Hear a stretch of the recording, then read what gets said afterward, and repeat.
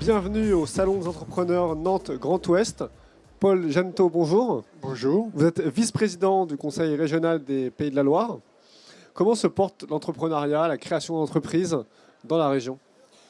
L'entrepreneuriat se porte plutôt bien actuellement. La création d'entreprises aussi, puisqu'on considère que tous les ans, il y a environ 20 000 créations d'entreprises sur le territoire ligérien. Et c'est un chiffre qui est particulièrement intéressant parce qu'on sait que des entreprises se développent, grandissent, peuvent connaître parfois des difficultés. Donc il faut toujours renouveler ce tissu industriel, ce tissu économique. Et donc la création d'entreprises, c'est un enjeu majeur pour les territoires des Pays de la Loire, et la région des Pays de la Loire y est particulièrement attentif, évidemment. Ce qui est intéressant dans cette région, c'est que les entreprises naissent à la fois dans les agglomérations, Nantes, Saint-Nazaire, mais aussi dans les territoires plus ruraux.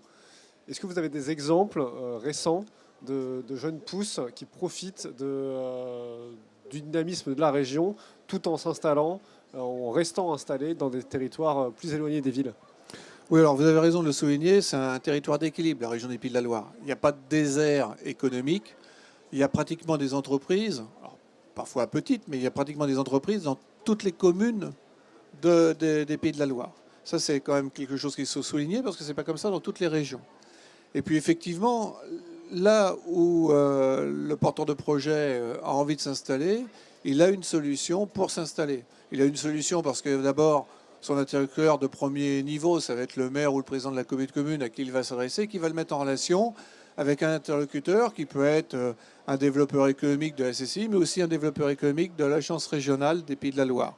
Et à partir de ce moment-là, cet interlocuteur unique va lui ouvrir les différentes portes pour lui permettre de créer son entreprise dans les meilleures conditions. Alors c'est vrai que les exemples sont nombreux à travers les Pays de la Loire. Tu peux en donner un. Je vais focaliser un peu sur le Maine-et-Loire, parce que c'est un département que je connais encore mieux que les autres départements.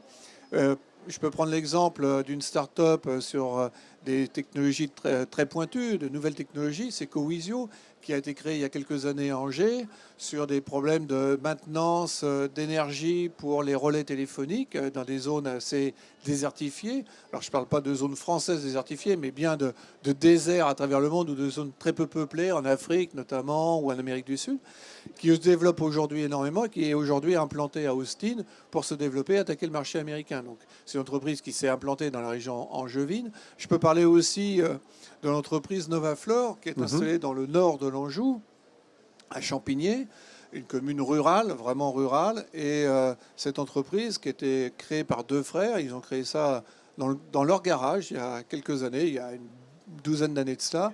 Et aujourd'hui, ils font des mélanges de graines de fleurs pour faire des paysagements alternatifs, donc des prairies fleuries pour les collectivités, mais aussi pour les particuliers, pour remplacer la pelouse, parce que c'est moins énergie, ça demande moins d'eau, moins d'entretien. Et bien cette entreprise aujourd'hui compte quasiment 50 salariés et réalise plusieurs millions de chiffres d'affaires.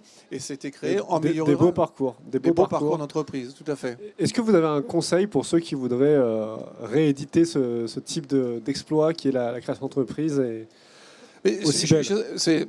De toute façon, la création d'entreprise, c'est peut-être pas un exploit, mais c'est un défi. C'est une aventure. Créer une entreprise, c'est une aventure. C'est un parcours qui n'est pas facile, donc il faut se faire accompagner. Ça, c'est le premier point. C'est le conseil essentiel. Alors, se faire accompagner par un développeur économique compétent, il y en a de nombreux, dans les réseaux consulaires ou à l'agence régionale, encore une fois. Et après, se faire accompagner dans ces premières années de création d'entreprise. C'est particulièrement important, et c'est d'ailleurs toute l'utilité aussi des plateformes d'initiatives locales, des initiatives Anjou, Mayenne, Sarthe et des plateformes d'initiatives qu'on peut trouver en Loire-Atlantique ou en Vendée. C'est aussi tout l'intérêt du réseau Entreprendre parce que au-delà de la somme d'argent qui est prêtée, il y a un accompagnement, un parrainage qui est accordé aux porteurs de projets, aux créateurs d'entreprises. Et on sait qu'avec ce parrainage, le nombre de défaillances d'entreprises diminue très fortement parce que le parrain va avoir un rôle de conseil dans la gestion, mais aussi de soutien psychologique quand les moments vont être un peu plus difficiles. Et c'est aussi important. Merci beaucoup, Paul Jeannetot. Je vous en prie, je vous remercie. Et à bientôt pour le Salon des entrepreneurs à Nantes.